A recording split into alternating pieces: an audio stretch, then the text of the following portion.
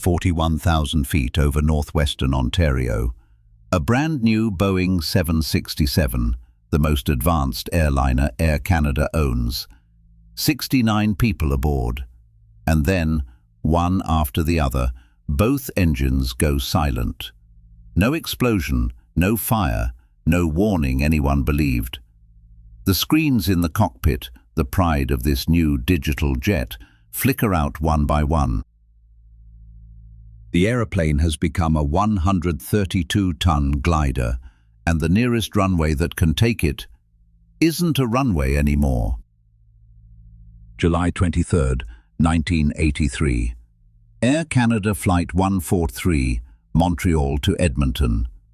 How does a state-of-the-art airliner with redundant everything simply run out of fuel at cruise altitude? The answer isn't one mistake. It never is. It's a chain, 6 links forged by paperwork, habit, and a country switching from pounds to kilograms. Break any one link and nothing happens that day. This is where the chain was forged and where it snapped. 1983. Canada is metricating the whole country, mid-conversion from imperial to metric. Air Canada's gleaming new 767s are the first aircraft in the fleet measured in kilograms instead of pounds. In the left seat, Captain Bob Pearson, more than 15,000 hours. And, in his spare time, something that will matter enormously in about 2 hours, he flies gliders. In the right seat, First Officer Maurice Quintal. Years earlier, he served at a Royal Canadian Air Force station in Manitoba, a quiet, flat place called Gimli.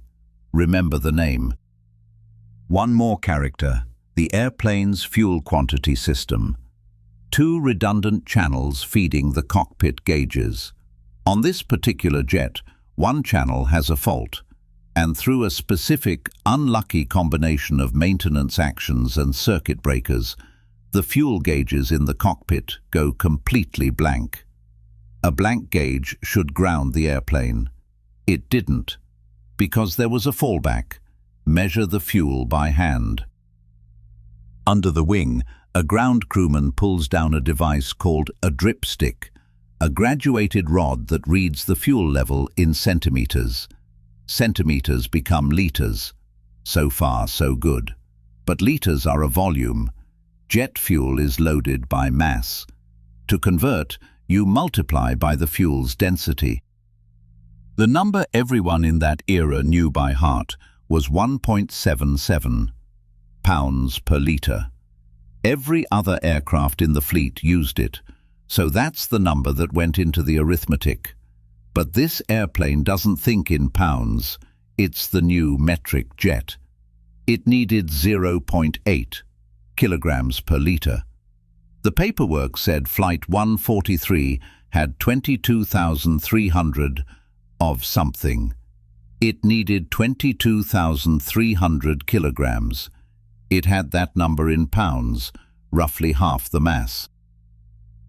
And here's the uncomfortable part. The check didn't fail once. The calculation was repeated. Ground crew, flight deck, and the same wrong factor sailed through every time. A cross-check that repeats the same error isn't a cross-check. It's a rubber stamp. Flight 143 pushed back from Ottawa with half the fuel everyone believed was aboard, and blank gauges that couldn't tattle. Cruise. Flight level 410, dinner service. Northwestern Ontario slides by underneath. Lakes, forest, and very few places to put an airliner. Then, a low fuel pressure warning, left side. The checklist treats it as a pump problem, annoying, not lethal. Minutes later, the right side joins in. 4 warnings, both wings. Pumps don't fail in stereo. The crew starts a diversion toward Winnipeg. Then the left engine flames out, starved. And before the descent is even stabilized, the right engine follows. The 767's glass cockpit needs engine-driven power. The screens die with the engines.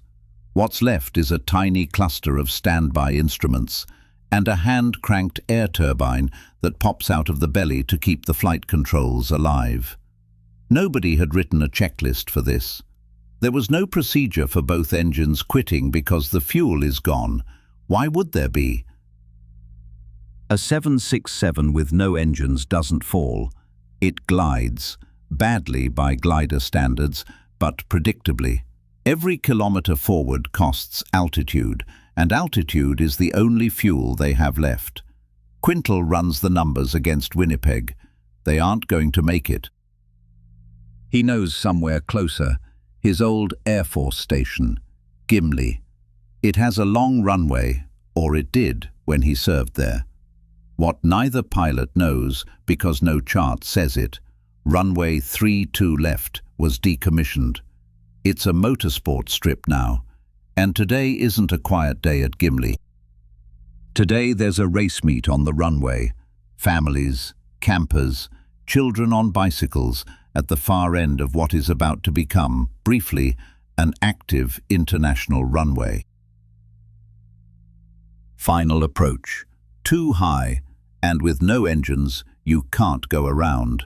Too low is fatal, so is too fast. Pearson does something no airline manual teaches. He crosses the controls and slips the 767, a sailplane maneuver, trading altitude for drag, wing down, nose askew, all the way down final. The nose gear, dropped by gravity, never locked. Touchdown. The nose collapses. The aircraft grinds down the strip on its nose, sparks streaming, straight toward the guardrail dividing the drag strip, and stops. Short of the crowd. A small fire at the nose, put out within minutes. Everyone off. A handful of scrapes from the evacuation slides.